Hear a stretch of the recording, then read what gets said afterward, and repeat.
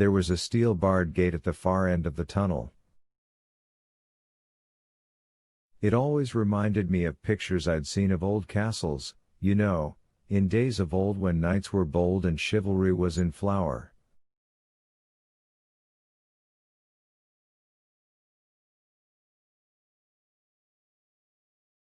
Only Cold Mountain was a long way from Camelot.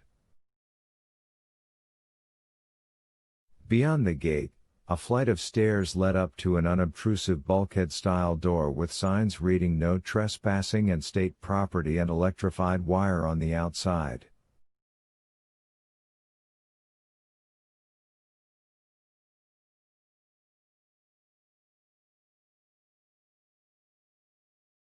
I opened the gate and Harry swung it back. We went up, John Coffey once more in the lead, shoulders slumped and head bent.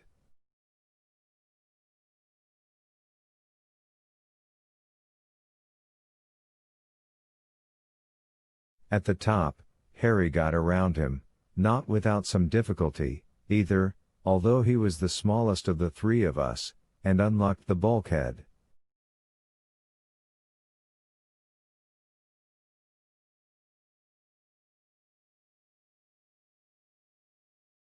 It was heavy. He could move it, but wasn't able to flip it up. "Here, boss," John said. He pushed to the front again, bumping Harry into the wall with one hip as he did so, and raised the bulkhead with one hand.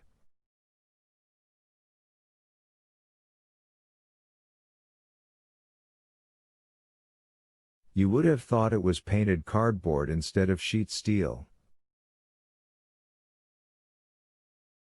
Cold night air, moving with the ridge-running wind we would now get most of the time until March or April, blew down into our faces.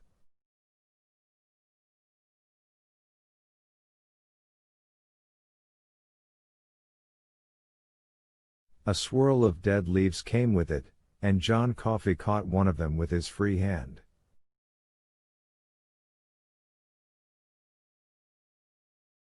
I will never forget the way he looked at it, or how he crumpled it beneath his broad, handsome nose so it would release its smell.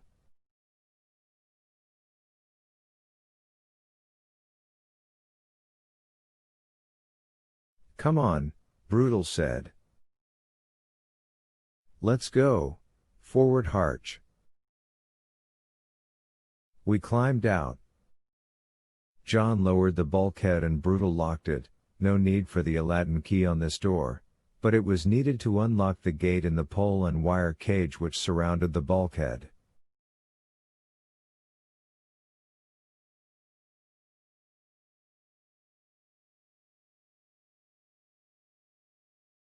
"Hands to your sides while you go through, big fella," Harry murmured.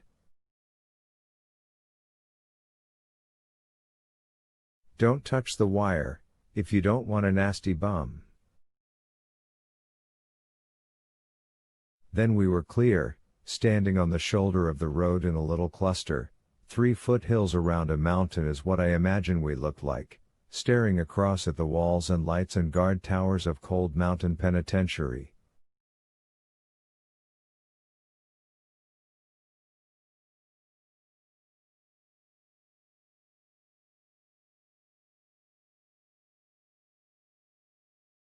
I could actually see the vague shape of a guard inside one of those towers, blowing on his hands, but only for a moment. The road-facing windows in the towers were small and unimportant.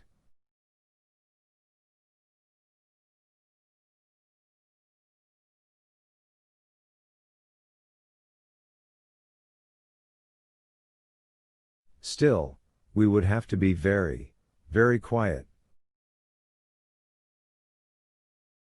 And if a car did come along now, we could be in deep trouble.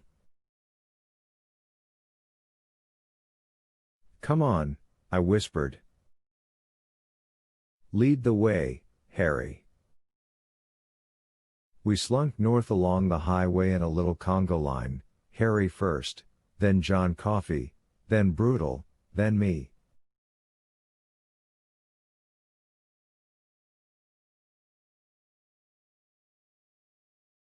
We breasted the first rise and walked down the other side, where all we could see of the prison was the bright glow of the lights in the tops of the trees.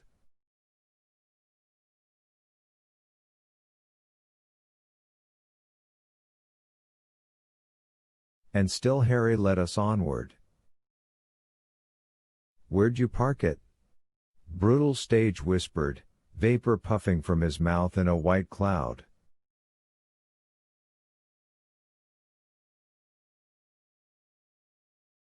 "Baltimore?"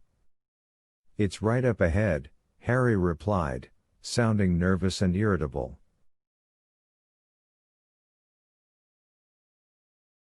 "Hold your damn water, Brutus." But Coffee, from what I'd seen of him, would have been happy to walk until the sun came up, maybe until it went back down again.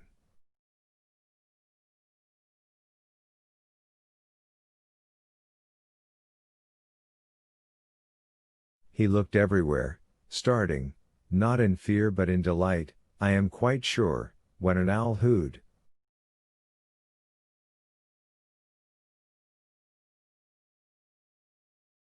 It came to me that, while he might be afraid of the dark inside, he wasn't afraid of it out here, not at all.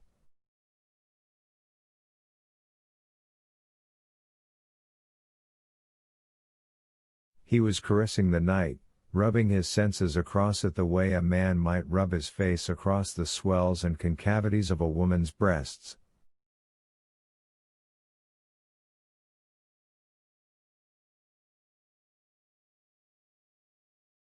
"We turn here," Harry muttered. A little finger of road, narrow, unpaved, weeds running up the center crown, angled off to the right.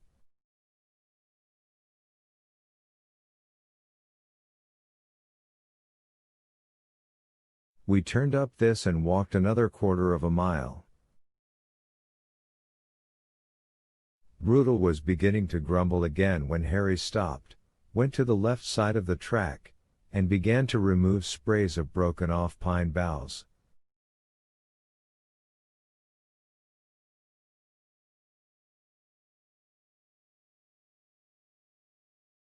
John and Brutal pitched in, and before I could join them, they had uncovered the dented snout of an old farmall truck, its wired-on headlights staring at us like buggy eyes.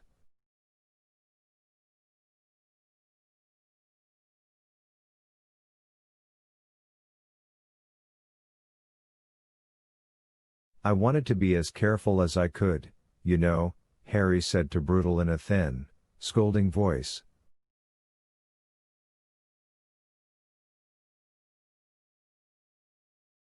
"This may be a big joke to you, Brutus Howell, but I come from a very religious family.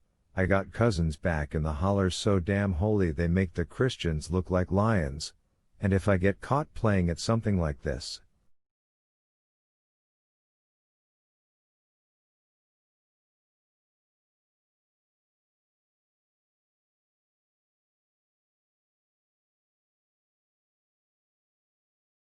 it's okay," Brutal said.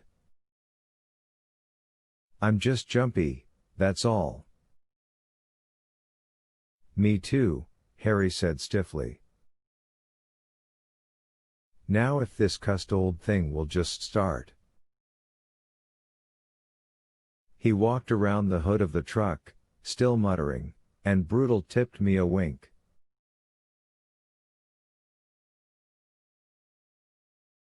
As far as Coffee was concerned, we had ceased to exist. His head was tilted back and he was drinking in the sight of the stars sprawling across the sky.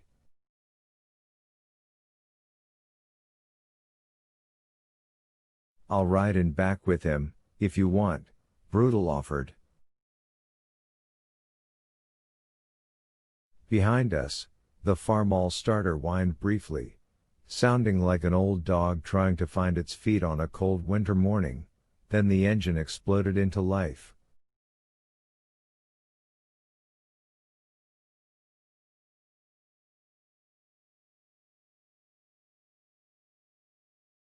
Harry raced it once and let it settle into a ragged idle. No need for both of us to do it. Get up front, I said. You can ride with him on the return trip. If we don't end up making that one locked into the back of our own stagecoach, that is.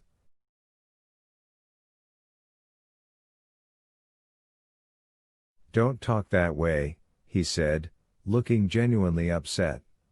It was as if he had realized for the first time how serious this would be for us if we were caught.